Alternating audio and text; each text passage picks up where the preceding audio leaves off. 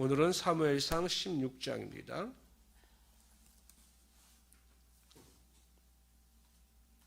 구약성경 434페이지입니다. 구약성경 434페이지 사무엘상 16장입니다. 다윗을 왕으로서 기름 부으는 그 내용이 나오고 있습니다. 우리 23절까지 다 같이 한 목소리로 읽겠습니다. 여호와께서 사무엘에게 이르시되 내가 이미 사울을 버려 이스라엘 왕이 되지 못하게 하였거늘 네가 그를 위하여 언제까지 슬퍼하겠느냐. 너는 뿔에 기름을 채워 가지고 가라. 내가 너를 베들레헴 사람 이새에게로 보내리니 이는 내가 그의 아들 중에서 한 왕을 보았느니라 하시는지라. 사무엘이 이르되 내가 어찌 갈 수 있으리이까. 사울이 들으면 나를 죽이리이다 하니 여호와께서 이르시되 너는 암송아지를 끌고 가서 말하기를 내가 여호와께 제사를 드리러 왔다 하고 이새를 제사에 청하라. 내가 내게 행할 일을 가르치리니 내가 내게 알게 하는 자에게 나를 위하여 기름을 부을지니라.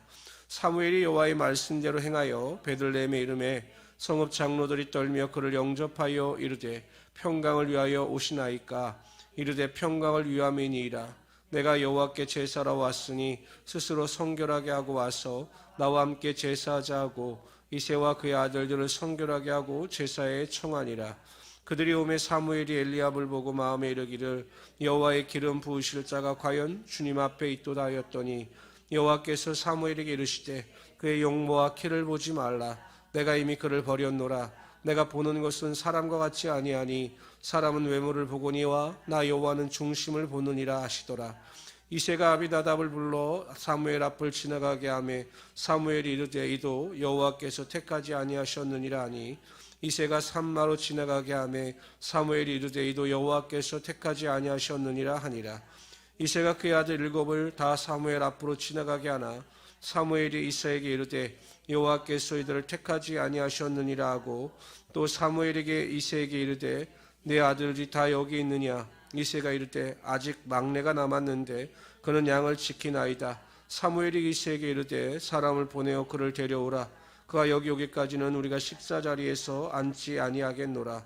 이에 사람을 보내어 그를 데려오매 그의 빛이 붉고 눈이 빼어나고 얼굴이 아름답더라. 여호와께서 이르시되 이가 그니라. 일어나 기름을 부으라 하시는지라. 사무엘이 기름 뿔병을 가져다가 그의 형제 중에서 그에게 부었더니 그날 이후로 다윗이 여호와의 영에 크게 감동되니라. 사무엘이 떠나서 라마로 가니라. 여호와의 영이 사울에게서 떠나고 여호와께서 부리신 악령이 그를 번뇌케 하게 한지라.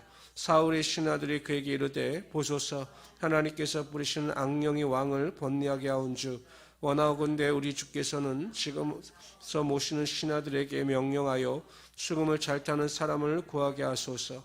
하나님께서 부르시는 악령이 왕에 이를 때 그가 손으로 타면 왕이 나으시리다 하는지라. 사울이 신하에게 이르되 나를 위하여 잘 타는 사람을 구하여 내게로 데려오라 하니 소녀 중 한 사람이 대답하여 이르되 내가 베들레헴 사람 이새의 아들을 본즉 수금을 탈 줄 알고 용기와 무용과 구변이 있는 준수한 자라. 여호와께서 그와 함께 계시더이다 하더라. 사울이 이에 전령들을 이새에게 보내어 이르되 양치는 네 아들 다윗을 내게로 보내며 하래.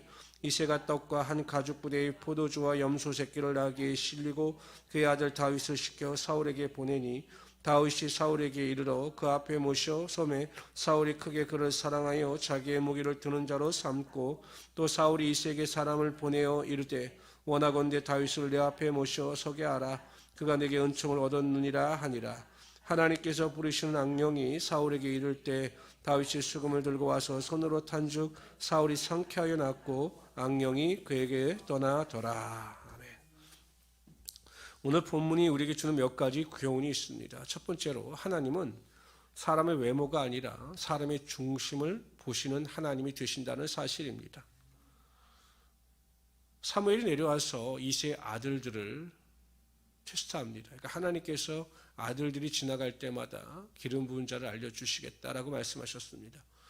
근데 그의 집에 있는 7명의 자식들은 하나님께서 기름을 붓지 택하지 않으셨다 이렇게 말씀하셨습니다. 결국 다윗이 오죠. 그런데 생각해보면 그 다윗의 아버지 이새는 아예 다윗을 처음서부터 부르지 않았습니다. 아마 생각하기엔 내 아들이 막내니까 너무 어리지 않을까라는 생각도 했을 것이고 아마 왕으로 세움받기에는 부족한 것이 아닌가라는 생각을 했기 때문에 아예 이새가 다윗을 부르지 않았던 것입니다. 뭐 용모나 외모로 봤을 땐 장자 엘리압이 가장 뛰어났으니까 아버지의 눈에는 다윗이 차지 않았던 거죠. 그러나 하나님의 생각은 다르셨습니다. 하나님은 다윗의 믿음을 보셨던 거죠. 아버지의 양을 치면서 맨숭소들이 아버지의 양을 빼앗아 가려고 하면 하나님의 능력을 의지하고 하나님의 도우심을 통하여 그 맹수들을 물리치는 다윗의 믿음, 그 마음의 중심을 보셨던 것입니다. 그래서 그를 택하시고 그에게 기름을 부어 주셨습니다. 그런데 기름을 부을 때 여호와의 영이 함께함으로 성령 충만한 가운데 다윗이 큰 감동을 받았다라고 성경은 기록합니다. 보십시오. 그 마음의 중심이 하나님께로 향하여 있고 온전한 믿음을 가진 다윗이 기름을 부을 때 성령의 능력이 임하고 하나님의 권능이 임하게 되었던 것입니다. 우리에게 중요한 것은 결국 믿음입니다. 하나님을 의지하고 하나님을 신뢰하는 믿음이 있으면 하나님께서 성령의 능력을 통해서 다윗에게 능력을 부어주셨던 것처럼 우리의 삶에도 하나님의 능력이 반드시 임하게 하여 주시는 것입니다. 그래서 우리가 매일 우리의 믿음을 하나님께 나타내 보이고 하나님께 우리의 믿음을 인정받으심으로 하나님의 큰 권능을 맛보시는 우리 귀한 성도들이 되시기를 바랍니다. 두 번째로 반대로 사울 왕에게는 여호와 영이 떠나가고 악한 영이 임했습니다. 근데 성경에 보면 하나님이 부르시는 악한 영 이렇게 말씀을 하고 있는데 이것은 하나님께서 뭐 악한 영을 사울에게 뭐 집어넣으시다 이 말이 아니라 하나님께서 이 악한 영도 다스리신다라는 것을 상징적으로 표현하고 있는 것입니다. 성령과 죄는 거룩함과 악은 공존할 수가 없습니다. 그러니까 사울 왕이 악한 길에 서니 거룩한 성령이 그와 함께 동행할 수 없었던 거죠. 이게 또 한편 구약에 나타나는 독특한 성령관입니다. 그러니까 성령이 항상 내주하는 것이 아니시라 사명을 위하여 임하셨다가 그가 거룩하지 못하면 성령이 떠나가는 것. 이제 오순절날 마가의 다락방에 성령의 능력이 임한 뒤로는 성령이 우리 안에 내주하신다. 이렇게 표현을 하고 있는 것입니다. 마태복음 12장에 보면 귀신이 쫓겨나는 이야기가 나옵니다. 그러니까 아마 그 악령이 귀신이 자리 잡고 있던 그 사람이 아마 성령의 능력을 통해서 온전히 변화가 된 것으로 보입니다. 그래서 그 마음속에 있던 귀신이 쫓겨나죠. 그래서 여러 곳에 머물 곳을 찾아 헤맸지만 어디 머물 곳이 없었습니다. 그래서 혹시나 하고 이전에 있던 집으로 돌아와 보니 웬걸요? 이전보다 더 머물기가 좋게 된 겁니다. 그래서 7 귀신을 데리고 와서 다시 그 사람의 마음으로 들어가니 그 사람의 형편이 이전보다 더욱 악하여졌다. 더 형편없이 되었다. 이렇게 말하고 있습니다. 이것이 의미하는 것이 무엇이냐? 우리가 성령 충만을 받으면 매일 성령 충만을 받을 수 있도록 더욱 노력하고 성령의 충만한 능력 가운데 거해야 한다는 것입니다. 그러면 성령 충만의 능력으로 인하여 악한 영이 우리 안에 자리 잡지 못하지만 조금이라도 우리 안에서 성령의 능력이 사라지게 되면 육신의 정욕과 안목의 정욕과 이생의 자랑을 쫓아 악한 영이 자리 잡게 된다는 것입니다. 그래서 우리 모든 성도님들은 항상 성령의 충만함을 통해서 악한 자들을 물리치시고 믿음 안에서 승리할 수 있는 성도들이 되시기를 주님의 이름으로 축원합니다. 한편 18절에 보면 사울의 신하가 다윗을 소개할 때 뭐라고 소개하냐면 18절 한번 읽어봅시다. 시작. 소녀 중 한 사람이 대답하여 이르되 내가 베들레헴 사람 이새의 아들을 본즉 수금을 탈 줄 알고 용기와 무용과 구변이 있는 준수한 자라 여호와께서 그와 함께 계시도이다. 어떻게 알았는지 모르지만 여호와께서 그와 함께 계십니다. 이렇게 신하가 이야기를 합니다. 그런데 하나님께 함께 하시는 자, 하나님께 동행하시는 자들은 다른 사람이 그것을 인지할 수 있다는 것이죠. 요셉도 보면 그 보디발이 하나님께서 그와 함께 하시는구나라는 것을 보았다라고 성경은 기록하고 있습니다.